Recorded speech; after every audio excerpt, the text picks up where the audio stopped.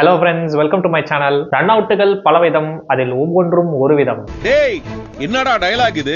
எவன் எழுதி கொடுத்தானே அது இப்படி பேசிட்டு போறான்? சோ ஜெனரலா லோக்கல் கிரிக்கெட்லயும் சரி, இன்டர்நேஷனல் கிரிக்கெட்லயும் சரி, ஒரு டீம்ல ஒரு ரன் அவுட் ஆனாலே அந்த டீமோட கான்ஃபிடன்ஸே மொத்தமா போயிடும். என்னதான் ட்ரைனிங் மேல ட்ரைனிங் எடுத்தாலும் ரன்னிங் பிட்வீன் த விக்கெட்ஸ் ஒரு சேலஞ்சிங்கான விஷயமா தான் இருக்குது. அந்த ரன் அவுட் நம்ம மிஸ்டேக்கா கூட இருக்கலாம், இல்லைன்னா நம்ம கூட ஆடுற பேட்ஸ்மேனோட மிஸ்டேக்கா கூட இருக்கலாம், இல்லைன்னா ரெண்டு பேரோட மிஸ்டேக்கா கூட இருக்கலாம். ஸோ எப்படி வேணா இருக்கலாம். ஆனா ரன் அவுட் ஆனா அந்த பேட்ஸ்மேனுக்கு ஒரு பயங்கர சோகமாகும். ஐயோ என்னடா இது, ஒரு கேட்ச் கொடுத்து அவுட் ஆயிருந்தா கூட பரவாயில்ல, இல்ல போல்ட் ஆயிருந்தா பரவாயில்ல, எல்பிடபிள்யூ ஆயிருந்தா கூட பரவாயில்ல, இப்படி ஓட முடியாம ரன் அவுட் ஆயிருக்கனே அப்படின்னு சொல்லிட்டு கண்டிப்பா அந்த பேட்டர் ஃபீல் பண்ணுவாரு. சோ அந்த மாதிரி காமனா எப்படி பேட்டர்ஸ் எல்லாம் ரன் அவுட் ஆவாங்க அப்படின்றத பத்தி தான் இந்த வீடியோ. சோ வாங்க வீடியோக்குள்ள போலாம்.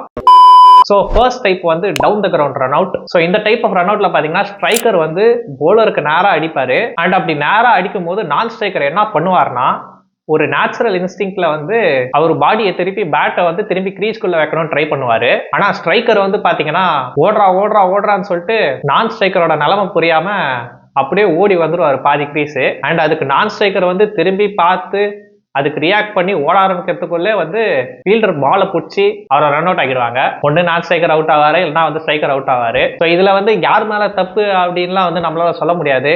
அண்ட் நான் ஸ்ட்ரைக்கருக்கு அது ஒரு நேச்சுரல் இன்ஸ்டிங் தான், எதுவும் பண்ண முடியாது.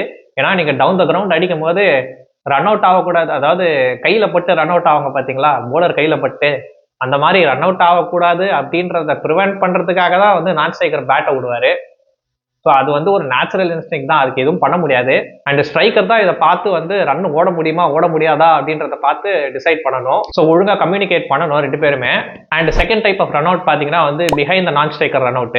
ஸோ ஜென்ரலா நான் ஸ்ட்ரைக்கர் ஒரு ஆங்கிள் ஃபேஸ் பண்ணியிருப்பாரு, அதாவது பேட் இப்படி வச்சுக்கிட்டு இந்த ஆங்கிள் ஃபேஸ் பண்ணிட்டு இருப்பாரு. ஸோ அவருக்கு பால் இந்த சைடுக்கா போச்சுன்னா அவரால் பாலை சரியா பார்க்க முடியாது, பால் எங்க போச்சுன்ட்டு. ஸோ அவர் என்ன பண்ணுவார்னா, திரும்பி இந்த பக்கம் பார்ப்பாரு, திரும்பி இந்த பக்கம் பார்த்துட்டு பால் எங்க போயிருக்குன்னு ஜட்ஜ் பண்ணிட்டு அதுக்கப்புறமா தான் ஓடவே ஆரம்பிப்பாரு. ஆனா அதுக்குள்ளே ஸ்ட்ரைக்கர் பாதி கிரீஸை தாண்டி வந்துருவாரு. ஸோ அங்கேயே ஒரு கம்யூனிகேஷன் ப்ராப்ளம் வந்துருது. அண்ட் இந்த விஷயத்துல ஸ்ட்ரைக்கருக்கு தான் நான் சப்போர்ட் பண்றேன்.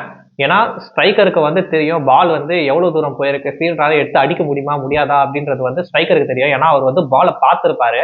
நான் ஸ்ட்ரைக்கர் பாலை பார்க்கல, அண்ட் அவருக்கு பார்க்கறதுக்கு டைமும் கிடையாது. ஸோ அவர் என்ன பண்ணலாம்னா, ஸ்ட்ரைக்கரை பார்த்துட்டு ஸ்ட்ரைக்கர் ரன் ஓடலான்னு சொன்னார்னா ரன் ஓடலாம். ஏன்னா ஸ்ட்ரைக்கர் ஆல்ரெடி அந்த ஜட்மெண்ட்டை பண்ணிட்டாரு ரன் ஓடலாமா வேணாமான்றதுக்கு. ஸோ நான் ஸ்ட்ரைக்கரை திரும்பி பார்க்கறதுல எந்த யூஸும் இல்லைன்னு தான் நான் நினைக்கிறேன். ஸோ நெக்ஸ்ட் மூணாவது டைப் பார்த்தீங்கன்னா பால் வாட்சிங் ரன் அவுட். அண்ட் இது நான் சொல்லிதான் தெரியணும்னு இல்லை உங்களுக்கு. ஸோ பால் வாட்சிங் ரன் அவுட் ஏதாவது ஒரு பேட்டர், அதாவது ஸ்ட்ரைக்கரோ இல்லை நான் ஸ்ட்ரைக்கரோ யாரோ ஒருத்தர் ரன் ஓடாம பாலையே பார்த்துட்டு இருப்பாங்க, பாலையே பார்த்துட்டு ரன் ஓட மாட்டாங்க. அண்ட் பாலை பார்க்காத ஆள் பார்த்தீங்கன்னா ரன் ஓடி வந்துருவாரு பாதி தூரம். அதுக்கப்புறமா தான் இவர் ரியலைஸ் பண்ணி ரன் ஓடணும்னு நினைச்சு ஓடி ரன் அவுட் ஆயிடுவாரு, இல்லைன்னா பாலை பார்த்தவன ரன் அவுட் ஆக்கி விட்டுருவாரு. அண்ட் நெக்ஸ்ட் டைப் பார்த்தீங்கன்னா மிஸ்டச்சிங் run by both players. So இந்த டைப் ஆஃப் ரன் அவுட்ஸ்ல பார்த்தீங்கன்னா ஜென்ரலா ரெண்டு பேருமே ரன் ஓடுறதுக்கு ரெடியா தான் இருப்பாங்க. ஆனா அங்க ரன்னே கிடையாதுன்ற ஒரு சிச்சுவேஷன் இருக்கும். நேரா ஃபீல்டர் கஸ்ட்டு ரெண்டு பேரும் ஓடிடலாம் அப்படின்னு நினைப்பாங்க. ஆனா அங்க ரன்னே கிடையாது, எப்படி ஓட முடியும்? சோ அங்கதான் ரெண்டு பேட்ஸ்மேனும் மிஸ்டச் பண்றாங்க பாலை. அங்க ரன் ஓடலாம் அப்படின்னு சொல்லிட்டு அவங்க மைண்ட்ல இருக்கும், ஆனா அங்க ரன்னே இல்ல.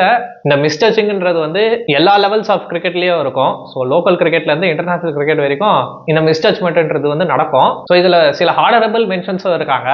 ஸோ ஹானரபிள் மென்ஷன்ஸ் சொல்லணும்னா ஸ்லிப்பிங் ரன் அவுட், அதாவது ரன் ஓடும் போது சறுக்கி விழுந்துருவாங்க. அண்ட் இன்னொன்று கடைசியாக க்ரீஸ் கிட்ட போகும்போது பேட்டை தேய்க்கும் போது பேட் கிரவுண்டில் மாட்டிக்கும். ஸோ அந்த மாதிரியும் ரன் அவுட் ஆவாங்க.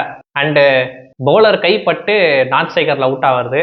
அண்ட் இதெல்லாம் ரொம்ப அன்லக்கியான ரன் அவுட்ஸ். இந்த ஹானரபிள் மென்ஷன்ஸ்ல வர மாதிரி யாருமே அவுட் ஆகக்கூடாது அப்படின்னு சொல்லிட்டு நான் கடவுளை வேண்டிக்கிறேன். ஏன்னா இதுல பாத்தீங்கன்னா அவுட் ஆனவர் எந்த தப்பும் பண்ணியிருக்க மாட்டாரு, முழுக்க முழுக்க பேட் லக் தான். அண்ட் அவரோட டீம்மேட் தப்பும் கிடையாது இது ஆக்சுவலா. ஸோ இதுதான் இந்த வீடியோ பிடிச்சிருந்தா லைக் பண்ணுங்க, அண்ட் உங்க ஃப்ரெண்ட்ஸ்க்குலாம் ஷேர் பண்ணி விடுங்க.